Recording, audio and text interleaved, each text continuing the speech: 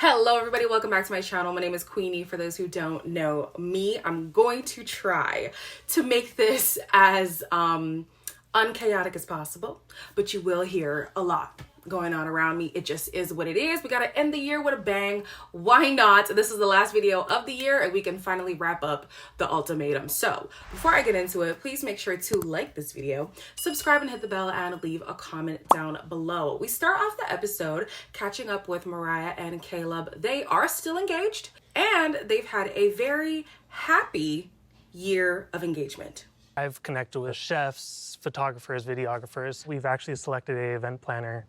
I don't think I was as good of a listener prior to the show because I'm thinking I'm showing up as my best, but slowly my best is getting lower and lower. Have you reached out to each other for support or for any communication throughout this? No. You're out here lurking on my page, liking my stuff. I think you're capping right now. Like you're giving off mixed signals if you're engaged and happy. News to me, first and foremost, and I have screenshots, I saved that. Even watching it back, I mean, both of you are completely correct in that there was an emotional connection. Caleb definitely looks a hell of a lot happier now that he's off the show. It seems like they really have enjoyed being an engaged couple. Apparently they've been looking at, venues and whatever stuff. So wedding plans are in full swing, which is great. Caleb does admit that he thought he was a better listener than clearly he discovered. And it's interesting how they both discovered through this process that they are insecure about what they can provide in a relationship, what they can provide in a marriage. And I had said it in regards to Caleb, but it applies to both. When someone doesn't feel like they're good enough, they're prone to self-sabotage. And it feels like that's what was happening with Caleb. Luckily, he's been able to see where he can show up better. It seems like Mariah was doing the same, and they've had a great first year. Then they touch on Arya and Caleb's connection. Arya seems to still be very hurt by how Caleb decided to handle relaying the information about their connection. I definitely agree that Caleb and Arya were posturing for the cameras. I think I said it 2 times. Something about them just gave, let's present one way, even though we know we're not that way. I'm not even mad at them because at the end of the day, what do you owe Netflix? Nothing. Not a damn thing. You're going home with this person when all these cameras are wrapped, when everybody, calls cut. It's you and this person. So why give the internet, give the show what they want at the detriment of your own relationship, But we do learn that part of the posturing had to do with Mariah being so cool on the show. It seemed like she was crashing out maybe as often as Nick was, but she presented a lot better than he did. Arya starts talking about Caleb still, being in contact with her outside of the show, not directly, but via, story replies, story likes, just watching her stories. To me, I think, is it really that deep? I don't know. Like, some people be liking my stories. Am I supposed to believe now they have feelings for me? I don't think it's that deep all the time. However, on the show, it is absolutely true that Caleb had deeper feelings than he wanted to admit. And he confesses. He says, you know what? I was trying to fight these romantic feelings because I felt like that would deter from what I came here for. But I did develop something deeper than a friendship. I do cop to that, And he said he could have been more transparent. He absolutely could have. Mariah seems to want to just throw this whole thing under the what is it, under the whatever. She's done with it, okay? It looked like she wanted to be upset for a second because she didn't know about the story likes and the views or whatever. But at the end of the day, we know she's not leaving that man, okay? We pivot to Arya and Scotty, and thank the Lord. I know I wish them well, but I'm still happy that they've broken up. I realized I made a mistake, but we're not engaged anymore. And Wow. started to go back into our old ways, and he agreed, and he was like, yeah, we're gonna do couples therapy. We did end up going to therapy. I think the problem was it just wasn't on her time. So I just feel like you're giving off a lot of excuses. You want to do it literally. We had a whole year, and just say I'm sorry for taking so long. I always have to ask you to say sorry to me. I have to ask and ask, and I'm tired of it. So it only took a day for the engagement to be over because Arya said she realized she said things in the heat of the moment. She was hearing all the things she wanted to hear for so long. She made a rash decision. They, however, decided they were still going to work on their relationship, and ultimately it all went to crap. I am even shocked that they wanted to pursue things, because if it was so rocky when they didn't live together, I feel like those things would only be emphasized when you are together, unless if your biggest issue was simply not being able to spend enough time together. They had deeper issues than that, so I feel like having more exposure to each other would just emphasize the problems they were already having. Arya, unfortunately, had a rough year. She had lost her grandmother, who she was very, very close to. She also lost a baby. So she's been going through a lot emotionally. And she says that even through that, she was fighting so hard for the relationship, and it was frustrating her that Scotty just defaulted back to the person he was coming onto the show. Their issues became even bigger than they were when they arrived. And that's the thing that's the issue that I had with his proposal. I was like, it sounds good, but it sounds like it's just, oh, these are the nice things to say because we're at the end of this experiment. It didn't sound like he had actually had a change of heart. His behavior had changed, and it turned out that that was the case. I do think regardless of how things went with Scotty, Arya had her own things to have to unpack. She's got to, do some inner work to really figure out like what keeps her in this rut, what keeps her going back to situations like that. So I think it's for the best that they've broken up. They are both torn up about it. I do feel for them. I do. But I'm glad that they're broken up. So the Sassy Man Apocalypse is in full swing with Mr. JR. It is so funny how a few of you guys have now been like, oh my gosh, she likes JR. Oh my gosh. Like, I never said I liked the man. I said I empathize with his story, which I feel like is okay. I studied psych, and I feel like you become more prone to want to see the person's perspective, to want to see like where they're coming from and stuff like that. So because of the things that I learned, me personally, I just had more empathy for him. Does not mean I'm a fan of him or his behavior, but I just understood how he became him. But anyways, he is getting real snippy with Zena, and thank God Zena gave him all the energy he deserved and then some. She was upset that we didn't spend Christmas together. We did spend Christmas together. What are you talking about? We got separate places. I told her I needed time to process things. Do y'all want the truth or not? Well, it sounds like you have a slightly different perspective. Yes, so 100%. We were still talking on the phone, 2 o'clock in the morning. We were still seeing each other. You got a massage at the Ritz-Carlton and a steak dinner, okay, for your birthday. We literally went to Soho House for Thanksgiving together. Zena, you were asking for all that. After Okay, that, did we I spent ask for any of Thanksgiving that? together, and he refused to give me any type of closure. That is asking for clarity. That is not being controlling. That is And what did I say, asking Zena? for clarity. I was just like, you know what? I need to start prioritizing and choosing myself. So listen, I have a lot of love for Zena. I don't know where all this hostility is coming from. I am over that relationship with JR, and I'm glad I'm no longer in it. Okay, Zena. I mentioned that JR is aloof when it comes to Zena, and aloof might even be like a gentle word, honestly. Whatever is just, he just doesn't care.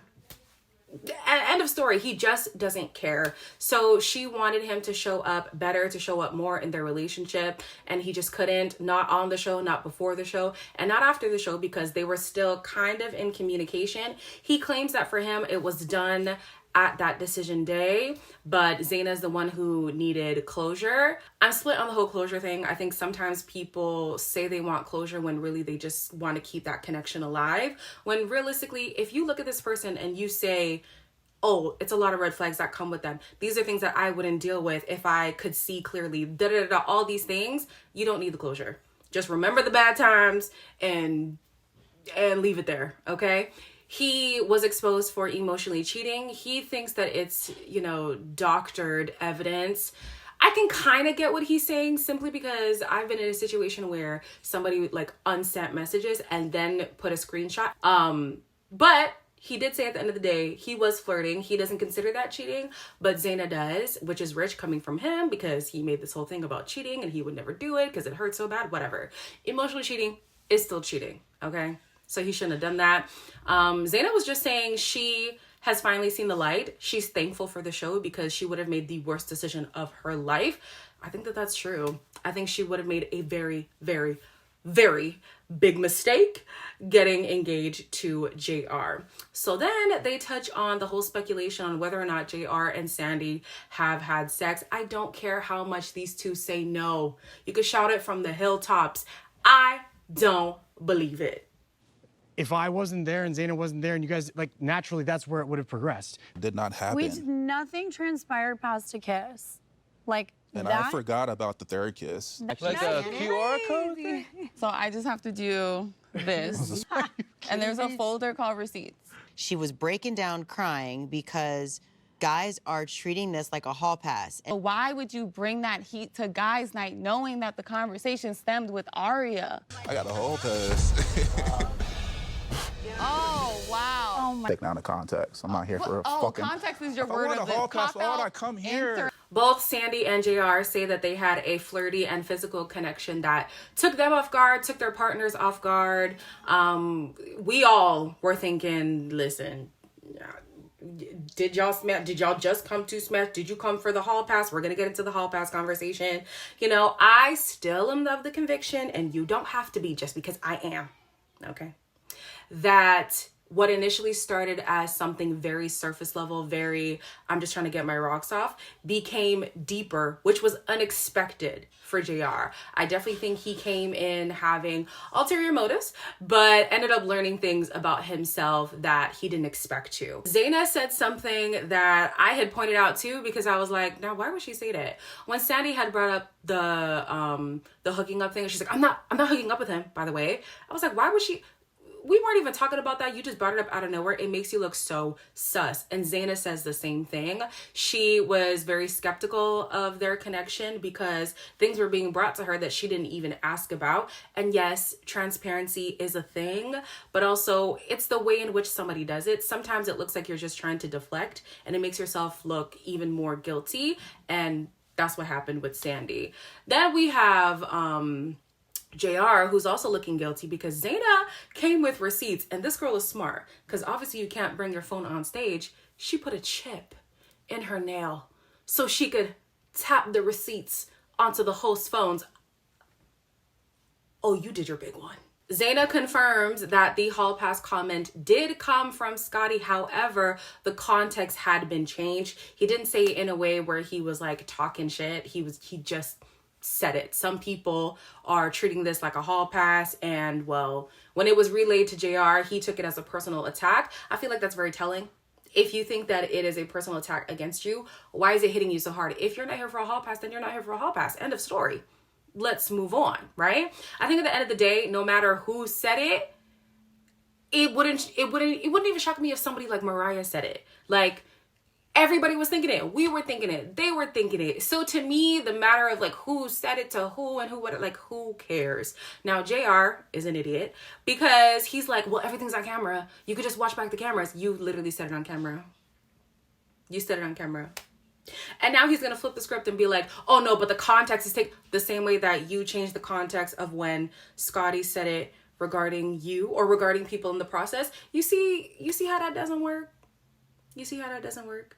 Anyways, both JR and Sandy claim they have not been in contact over the past year. However, Zena pulls them up on these check-in texts that they've been having over Instagram or something. And then they were like, oh, well, I mean, yeah, we did do that. You see the semantics, people? You see the problem with semantics? I said Sandy was a problem with being stuck on semantics. You don't have to be asked something explicitly to know what somebody is saying. If I ask you, have you been in contact?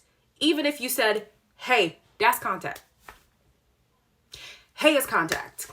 So don't tell me it's no contact when you know it hasn't been no contact. Of the two couples who left early, Dave and Vanessa came back to share their experience and why they decided it was no longer for them. It felt like a light switch went off, and there were just things that made me feel really uncomfortable. I don't feel like you have accepted that you still have a lot of work to do to work through your trauma. And it's not my dirty laundry to air. Everyone has trauma. Vanessa was trying to be supportive. I was shutting her down. I went to a very dark state. I started drinking a lot. I was pretty rude, I would say. So Vanessa does say that there was a lot going on behind the scenes that she was not comfortable with. She alludes to the fact that Nick has these demons that he just couldn't grapple with, and he does admit that he was drinking a lot to the point where he needed to go into rehab after the show. Now, according to social media, I didn't see Vanessa say this. I saw people talking about Vanessa talking about it. Okay? But allegedly, based on social media, Vanessa had said that he was abusing alcohol and drugs. Now, I'm not going to lie to you. I kind of believe it because it seemed like that man was on that booger sugar. And, you know, I don't know. The erratic behavior was just very concerning. If production knew that that was happening, like, y'all got to stop putting these people's life in danger. You have no idea what the person who is abusing the drugs and the person who has to be around the person abusing the drugs. Like, scary, guys. Like, what are we doing? But anyways, she says that those are the reasons why she decided to leave. Dave says that he would have stayed if Vanessa wanted to stay, but he was ready to go because he had learned all that he needed to learn. And once Vanessa co-signed, he was like, bet, we're out. Now, of the couple that we didn't get to see, Chanel and Micah, again, allegedly, say that producers were saying things to them that were very coercive, and they felt like they had to do things that they felt very uncomfortable doing. But then once they said that they wanted to go off the show, all of a sudden the producers were like, oh no, they were just suggestions. Listen, we know how predatory TV show producers can be, reality TV shows to be specific. So I'm not shocked by that statement at all. So they said the behavior that they were seeing, being allowed by producers and what they were being told by producers to do, they were not with it, and that's why they decided to leave as well. What I'm also gathering is they knew what Vanessa was going through, and they didn't want to potentially be in a similar situation with somebody else's partner, so they were like, you know what, we're good. Now, Nick chimes in because Vanessa is saying that his emotions were overwhelming. He says, well, you were crying nonstop over Dave. And she's like, but the difference is when I was in my emotions, I was receptive to your help. Whereas when you were being emotional, you would lash out at me when I would try to reach out to you. So Nick, I don't know. Nick says he's in a better place. I hope to God that that is true. They end with Sandy and Nick, who are definitely not together, will not ever be back together. Their relationship only lasted about a week after the show ended, but it has still been tumultuous since then. Begged and pleaded, please, let's figure this out. I was drinking a lot. I went to recovery. Sandy took me there. Decided a week into that she didn't want to do that, and she went on a trip, and I was sad, I was sick, I was using alcohol to try to numb myself. Seeing her touch and flirt in front of another man like that quick was fucking hard. I still love you, and I would have wanted you to have an honest experience, and I'm sorry that I fucked it up for you. Were there other times that Nick was trying to infiltrate you? That was also one of the hardest days Every day? in my life. It wasn't just that day or that week. It's been the last year. So Nick apparently begged Sandy to get back together. Doesn't shock me at all. He exposed himself for doing this. This is a pattern, one that has not changed. Apparently Sandy obliged for a week, and then after that he had to go to rehab. She went on a trip and she never came back. Girl, I don't blame you. He says that the show was very beneficial for him because he got to see himself in a different light. He got to learn that he has a lot of work that needs to be done. He needs external intervention, and he went and got that. For Sandy, she says that even though things ended a week after the show ended, he has still been bothering her since, and it is very overwhelming. I wonder if his current partner was aware of that, because he says he's now dating. He's in a happy relationship, but you were still bothering her throughout the year since the show had finished filming. Okay, interesting. Anyways, Sandy is now relieved that people get to see the side of Nick that she had been dealing with for the past 2 to 3 years. It is overwhelming, definitely. Sandy herself has things to unpack as well, but I'm sorry, when it comes to the two of them, Nick had to be the focal point. Nick was just, yeah, nah. Of the people who are now single, the only person who is in a relationship is Nick. Everybody else is just either mingling or working on themselves. I think that that's good. I think that the only person right now who would kind of make sense to get in a relationship would probably be Zena. Scotty needs a break. Arya needs a break. JR needs a long break. Sandy needs a break. Nick needs a break too. But whatever, he's in a relationship now, so wish him the best. Wish everybody the best. And that is season 3. Definitely was a drag a little bit, but I think it was good. It was entertaining when it needed to be. It touched on a lot of things. I don't know if the cast is going to be talking about more about their experience, but if they do, I will come back. Well, no, I won't. This is the last video of the year. We're done. We're wrapping up 2024. If you've been riding with me all year, thank you so much. I will see you in the new year. With that being said, as always, like, comment, share, and subscribe, and I'll see you in the next year.